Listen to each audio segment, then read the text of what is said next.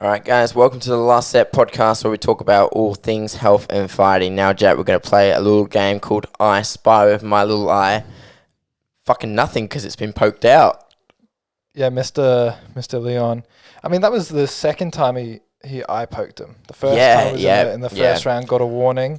Again, Herb Dean gave him that warning, mate. Gloves like this, hands up, palms out. They used to say curl. They used to say, it wasn't that long ago. He would actually say something different. He would say, "Curl your hands over, close your fists." They don't like it. And I think someone actually said, like, told them that that's not correct. They're using their fingers for distance and things like that. And they're also just relaxing. It's hard to. Nobody goes around fighting with your hands clenched like that.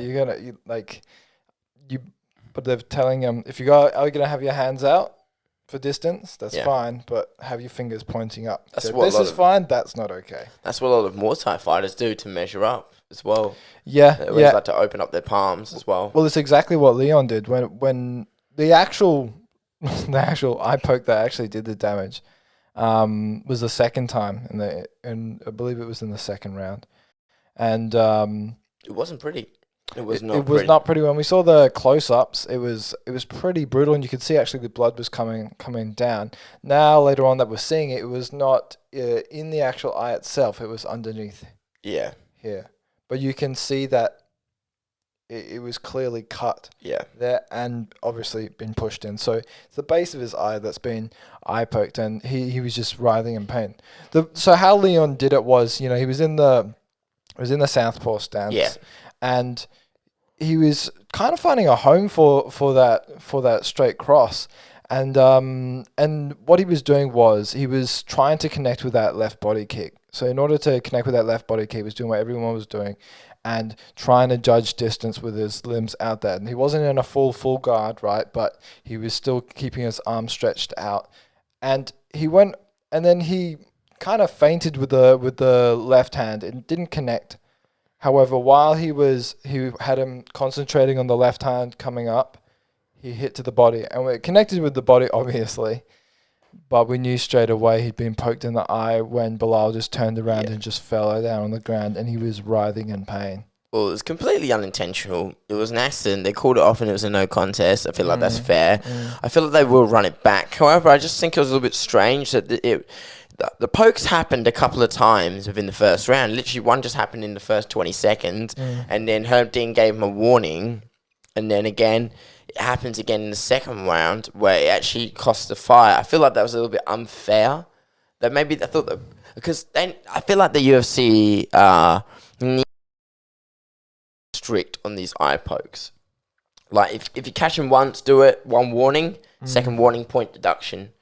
Because eye pokes are... That's usually what they do, though. Yeah, same with groin strikes. Because you're like losing your vision, pretty much. You can have blurred vision and all that, and then Belal said he couldn't see out of his eye. What if they get permanent nerve damage? What if they get permanent eye damage? They don't...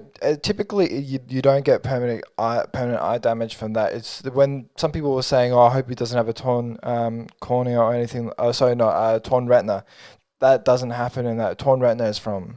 strikes. Yeah. It's not from eye pokes. Eye pokes, you're just going to have corneal scratches. I've had corneal scratches. Yeah. They just take... The one thing that's bad about corneal scratches is blurred vision, can't see that well. Yeah. Light especially. Yeah. They can't see light. You have to be in a dark room. As soon as that hits it, eye starts watering. Yeah. You can't see anything. You're already sweating as well. It'd be horrific to see.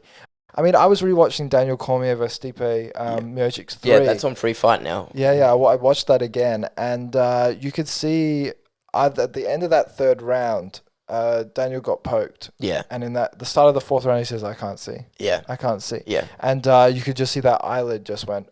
Yeah. Just drooping, and he was not able to see at all. So can be issue with eyelids, right? Because I know with Eddie Alvarez, when he had his debut in one championship, when he got KO'd, he actually had a punch actually like split his eyelid down that way. Oh yeah. And had to get surgery for that, and that's pretty fucking nasty. Yeah. So you can have damage to eyelids, and they can droop down and things like that. But it's typically just a scratched cornea. But that can be an issue too, because if bacteria grows in it, then you can lose your sight. Yeah. That the whole point is, because hands can be grimy and shit like that. So,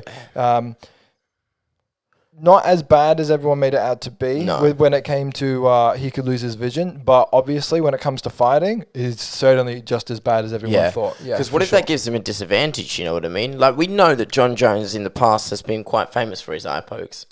Yeah, Daniel and Stipe in their rematches as well, for sure. Yeah, eye pokes and calf kicks.